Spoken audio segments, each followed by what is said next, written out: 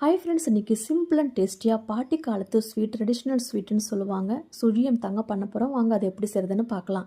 8 மணி நேரம் பைத்தம்பருப்பு எடுத்து நான் ஊற வச்சுருக்கேன். இப்போ நம்ம மாவு ரெடி பண்ணிக்கலாம். 1 கப் உளுத்தம்பருப்பு, 1/2 கப்பு பச்சரிசி சேர்த்து 1 மணி நேரம் நல்லா ஊற வச்சு எடுத்துக்கோங்க. இப்போ ஊற வச்ச பாசிப்பருப்பை இட்லி பாத்திரத்தில் தண்ணி சேர்த்துட்டு இட்லி பாத்திரத்தில் வச்சு வேக வச்சு ஒரு 15 நிமிஷம் வேக வச்சு எடுத்துக்கலாம்.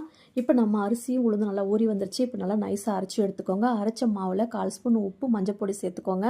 சேர்த்து விட்டு மிக்ஸ் பண்ணி எடுத்துக்கோங்க. இப்போ நல்லா பாசிப்பருப்பு வெந்து வந்துருச்சு. இப்போ மிக்ஸி சாலில் சேர்த்துட்டு நாட்டு சர்க்கரை, தேங்காய், ஏலக்காய் சேர்த்துட்டு நல்லா இது மாதிரி எடுத்து வச்சுக்கோங்க. உருண்டை பிடிச்சி இப்போ நம்ம மாவில் டிப் பண்ணி எடுத்துக்கலாம். கடாயில் எண்ணெய் சேர்த்துட்டு எண்ணெய் காஞ்ச உடனே நம்ம சேர்த்து பொரிச்சு எடுத்த அருமையான சுழியம் ரெடி பண்ணியாச்சு. இது பார்த்திங்கன்னா ரொம்ப ட்ரெடிஷ்னலான ஸ்வீட்டுங்க, ரொம்ப ஹெல்த்தியான ஸ்வீட்டும் கூட. இது ஒரு இடத்துல சுழியம் சொல்லுவாங்க, சுசின்னு சொல்லுவாங்க. உங்கள் ஊரில் எப்படி சொல்லுவாங்கன்னு மறக்காமல் கமெண்ட்டில் ஷேர் பண்ணுங்கள். கண்டிப்பாக மறக்காமல் ட்ரை பண்ணி பாருங்கள். தேங்க்யூ.